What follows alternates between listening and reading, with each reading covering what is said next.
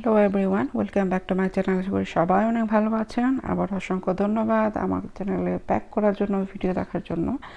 আজকে নিয়ে আসলাম তরমুজের খোসার মোরব্বা রেসিপি। বেগুন আলু যেমন আমরা অনেক ভ্যারাইটিস ইউজ করি, আমার মনে হয় তরমুজটা আমরা এরকম খুব ভ্যারাইটিস ইউজ করি, পুডিং বানাই, জুস বানাই, নানান কিছু। আর আজকে নিয়ে আসলাম তরমুজের খোসা ফেলে না দিয়ে সেটা দিয়ে মোরব্বা রেসিপি। একটা খোসা ফেলে দিয়ে অনেকে চিংড়ি মাছ দিয়ে রান্না করেন, আমিও করি। খেতে অনেকটা লাউর মতো লাগে। যাই হোক, আমার রান্নায় ফিরে আসি, আমার রেসিপিতে আজকে। তো আমি তরমুজের খোসাগুলো খুব ভালো করে ছিলকা ফেলে নিয়েছি, দুই পাশে আসলে কেটে নিয়েছি। আর আমি চেষ্টা করেছি রেড লাল অংশটা না রাখার জন্য, যেহেতু খোসা দিয়ে করছি। কিন্তু এটা আসলে যতটুকু সম্ভব পসিবল আমি লালটা ফেলে দিয়েছি। কিছু তরমুজ আছে একদম দেখলাম এটা খুব মানে লাল একদম ফেলে দিলে একদম বেশি চিকন হয়ে যাবে। তো যতটুকু না ফেললে না আমি লাল, ততটুকু লাল ক্লিন করে নিয়েছি। আর এখন আমি এগুলোকে একটু কাঁটা চামচে একটু পোক করে দিচ্ছি। আমরা জাস্ট চাল কুমড়া মোরব্বা যেরকম বানানো, একটু ওরকমভাবে বানাচ্ছি।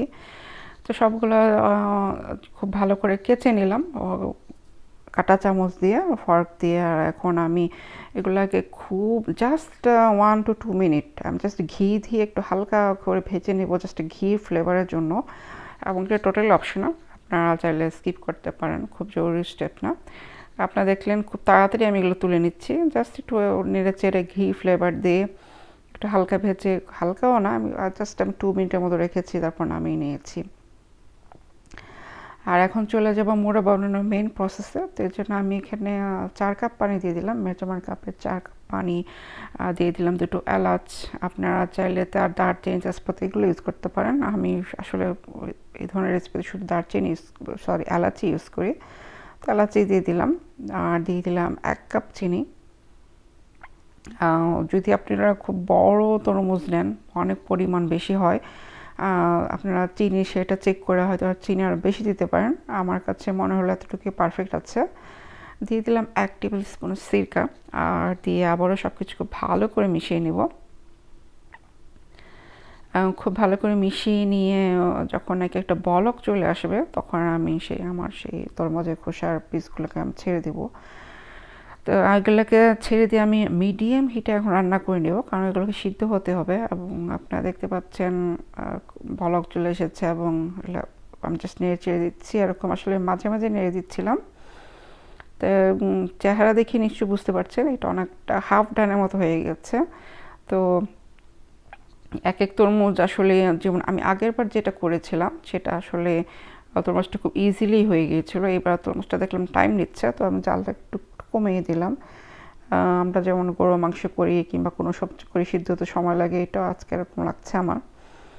তো যেহেতু শিরা পরিমাণ কম এসেছে, সেজন্য আমি আর 1 কাপ পরিমাণ পানি দিয়ে দিয়েছিলাম। এটা সেজন্যই বলছি যে টোটালি অপশনাল, আপনারা তরমুজ চেক করে নেবেন। সিদ্ধ হয়ে গেলে মনে হয় আর এক্সট্রা পানি লাগবে না, মনে হয় না এক্সট্রা পানি লাগবে না।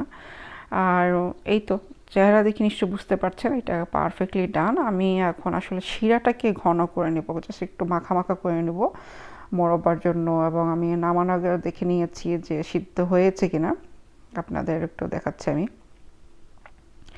তো এই আর কি, তো যখন নাকি আরেকটু মাখা মাখা হয়ে আসবে শিরাটা, তখন আমি নামিয়ে নেব। আর এর মাঝে আসলে আমি চিনিটাও চেক করে নিয়েছিলাম, তো দেখলাম যে মিষ্টি একদম পারফেক্ট আছে। আপনারা যদি দেখেন যে মিষ্টি কম, তার চিনি পরিমাণ যখন সিদ্ধ হবে একটু বাড়িয়ে নিতে পারেন। আর এই তো চলে আসলাম পরিবেশনে।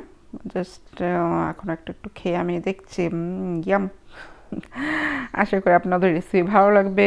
সময় থাকলে অবশ্যই রেসিপি করবেন। এই রেসিপি শুধু একটাই সময় লাগে, ওই তরমুজের খোসাগুলো নিতে, প্রসেস করতে। এছাড়া এটা আসলে খুবই ইজি রেসিপি, বসিয়ে দিলাম হয়ে গেল।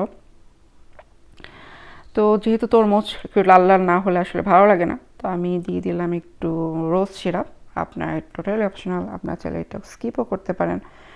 তা আমি জাস্ট একটু আবার মিশিয়ে দিলাম, যেহেতু তরমুজ মানুষ লাল লাল হলে দেখতে ভালো লাগবে। তো আশা করি আজকের রেসিপিটা ভালো লেগেছে। এখন তো তরমুজের সিজন, আশা করি আপনার রেসিপিটা করবেন। করলে ভালো হলে কেমন হলো অবশ্যই কমেন্ট করে জানাবেন। সবাইকে অসংখ্য অসংখ্য ধন্যবাদ আমার ভিডিও দেখার জন্য, আমাকে সাপোর্ট করার জন্য, আমার সাথে থাকার জন্য। সবাই অনেক অনেক ভালো থাকেন, দোয়া রইল, দোয়া রাখবেন। আল্লাহ হাফেজ।